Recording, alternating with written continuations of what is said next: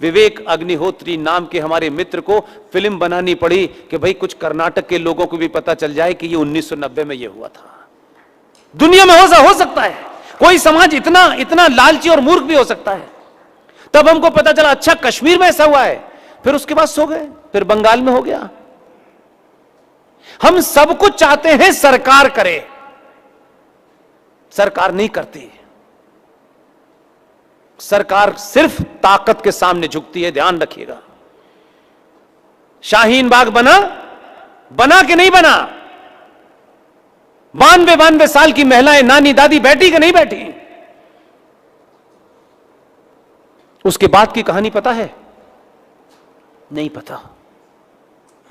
Supreme court ने 2 filler भेजे कि आप इस धरने को बंद कर दीजिए। उनका सुप्रीम कोर्ट की औकात क्या है भाई? ये हमारे एग्जिस्टेंस का मामला है, नहीं मानी बात। सच बताऊं आपको, जिस कारण से शाहीन बाग हुआ था, उन्होंने अपना वो एजेंडा, वो टारगेट, वो एम, वो ऑब्जेक्टिव हासिल कर लिया। सरकार ने आज तक सीएए को नोटिफाई नहीं किया और अभी चंद दिन पहले पता चला है कि अगले 6 महीने के लिए फिर छोड़ दिया है। किसी का परमानेंट कोई रहेगा ऐसी उम्मीद नहीं है, लेकिन किसानों ने अपनी ताकत दिखा करके सरकार को संसद में बिल लेने पे वापस कर दिया। जरा दिल पे हाथ रख के बताइए, कितने करोड़ बैठे हुए थे वहां? कितने करोड़ किसान बैठे थे और कितने करोड़ लोग शाहीन बाग पे बैठे थे? चंद लोग जिनकी गिनती आप उंगलियों पे कर सकते हैं। आप 95 करोड़ हैं। क्या कभी आप किसी मुद्दे पर यह तय करके कि अगर ये देश की सत्ताएं भीड़ तंत्र से डरती हैं, सड़क को रोकने वालों से डरती हैं, तो कम से कम अगर आप अपने देश के युवाओं के उन युवाओं से कहते जो बेरोजगार हैं कि तुम्हारे 6 महीने का खाने का बंदोबस्त हम करते हैं, 1 करोड़ लोग संसद के सामने बैठना और उनसे कहना कि जितने भी चीजें संविधान को रौंद करके आपने बनाई हैं, उन्हें जब तक समाप्त नहीं करोगे हम नहीं उठेंगे। ये ताकत आपके अंदर थी कि नहीं थी? ये नहीं कर सकते थे क्या आप, या नहीं कर सकते हैं? लेकिन आप फेसबुक से चाहते हैं हिंदू राष्ट्र हो जाए, फिर फेसबुक से चाहते हैं वक्फ प्रॉपर्टी कानून हो जाए। तो भाई साहब, फेसबुक से तो फेस टू फेस बात नहीं होती। आप किस गलतफहमी के शिकार हैं? आपको यह युद्ध लड़ना पड़ेगा और पहले अपने आप से लड़िए, यहां से ठीक हो जाइए। जिस दिन यहां से ठीक हो गए, ये जो छोटे भाई का पजामा बड़े भाई का कुर्ता पहने घूम रहे ना, कभी यहां गर्दन कभी वहां गर्दन, 1% सनातनी हो जाए, किसी को मारने किसी को डराने की बात नहीं कर रहा मैं। इस मंच से कह रहा हूं, यहां का डर निकाल दो, पूरी दुनिया तुमसे डरने लगेगी। और यह डर इसलिए नहीं निकल रहा आपका। बहुत लोग मुझसे पूछते हैं, मेरे वेल विशर हैं, बैंकॉक गया था तो वहां गुजरातियों के 10-12 परिवार थे। मैं ये सोचता हूं कि मैं एक मध्यम वर्ग का परिवार का एक लड़का, जिस नौकरी करी, शादी करी, बच्चे, ये तमाम बड़ी आसान सी चीजें थी। बैंकॉक में मैं गया, उस परिवार के तमाम महिलाओं ने मुझे बुलाया, कोई 25-26 महिलाएं थी, और मेरे लिए उन्होंने महामृत्युंजय जाप किया। मैं ये सोचता था कि कहां बैंकॉक, क्या इनके मन में है, मैं कौन हूं ये कर रही हैं।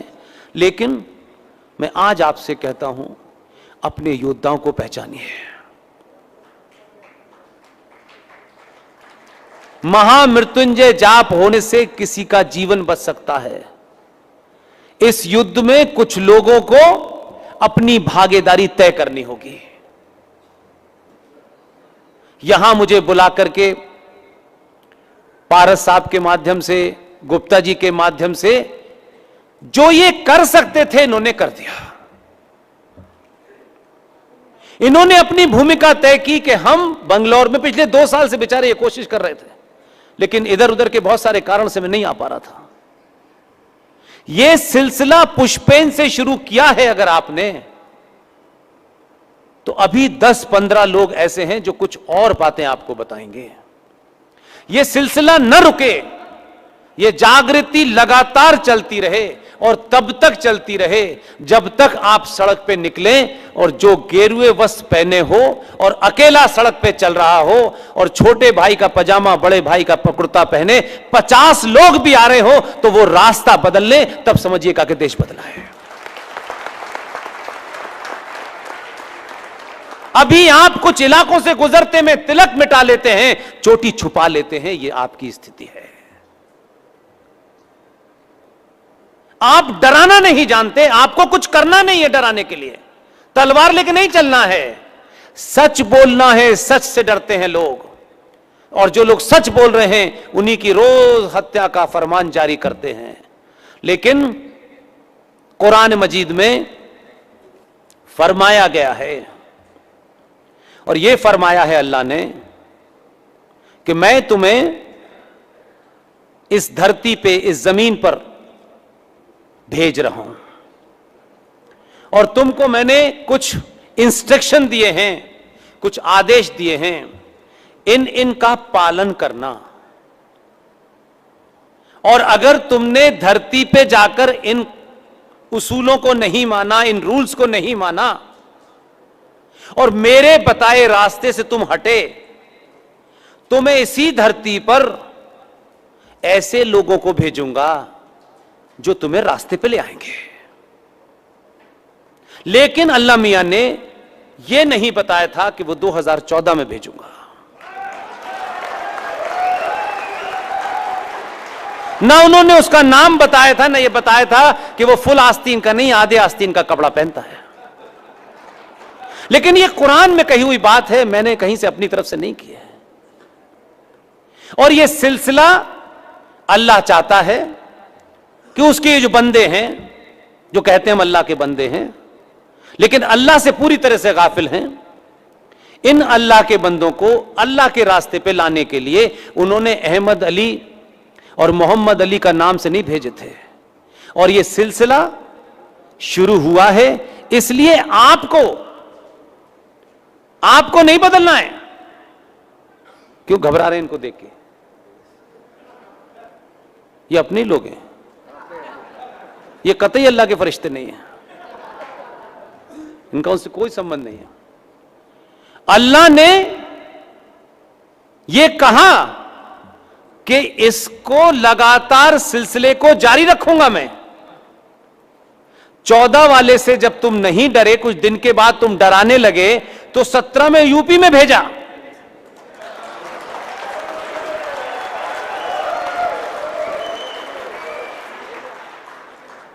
फिर 19 में भेजा।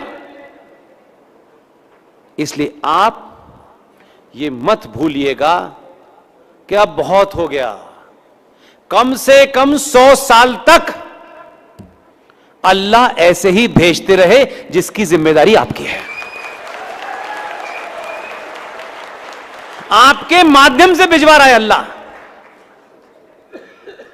क्योंकि आप जिस दिन भी दूध, पेट्रोल और सड़क और नौकरी से बाहर निकलोगे और राष्ट्र की चिंता करोगे, दुनिया के किसी राष्ट्र में सड़कें बनती बिगड़ती रहती हैं। ऐसा नहीं है कि एक बार बनी तो 5000 साल तक चल रही हैं। लेकिन राष्ट्र टूटेगा तो नहीं बनेगा, सड़क टूटेगी तो फिर बन जाएगी।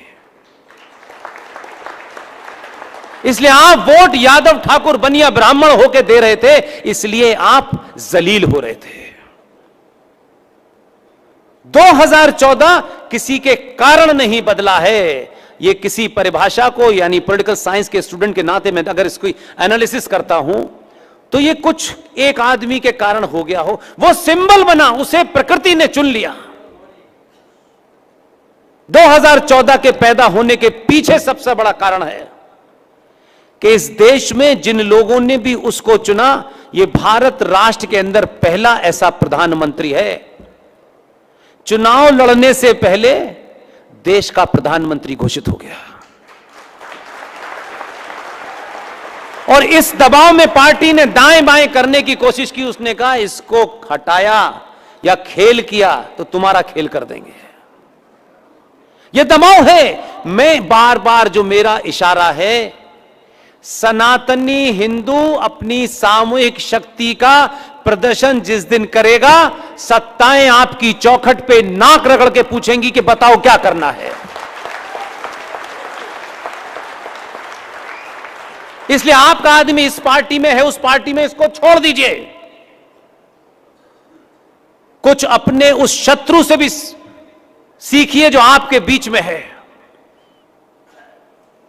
उसका इससे कोई इंटरेस्ट नहीं है किस पार्टी में हो। जिस पार्टी में होते हैं अपना एजेंडा आगे होता है। और भारत की राजनीति का डिस्कोर्स क्या था?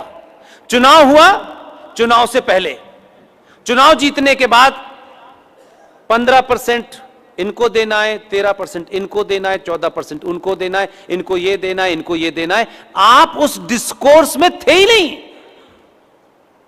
माइनॉरिटी कमीशन का बजट बढ़ा दिया है, सच्चर कमीशन का बढ़ा दिया है। 1-1 लाख रुपए एक लड़की और एक लड़के को हम IAS PCS बनाने के लिए मुसलमानों को देंगे। फिर ये नई योजना है, फिर इसके माध्यम से जो बेचारे बिजनेस में पीछे उनको, यानी सबके डिस्कोर्स में मुसलमान ही होता था। सब ये मान के चलते थे कि बाकियों का कोई है ही नहीं एजेंडा, इनको तो यादव बना देंगे, बनिया बना देंगे, ठाकुर बना देंगे, इसको इसके खिलाफ खड़ा कर देंगे, इसको इसके खिलाफ खड़ा कर देंगे, हमारी दुकान चलती रहेगी। 2014 के बाद से भारतीय राजनीति में पार्टियों से हटके, संगठन से हटके अगर आप देखें 14 से 22 आ गया है और 24 आने वाला है। पहली बार भारतीय राजनीति के केंद्र में सनातनी हिंदू आया है। आपको इस बात का अलार्म हो गया है कि हमको ही बीच में रहना है। हम तय करेंगे, पहले हमारी सुनो, और हमारी सुनने के लिए अगर कोर्ट भी बाधा बने तो कोर्ट को तुम मैनेज करो।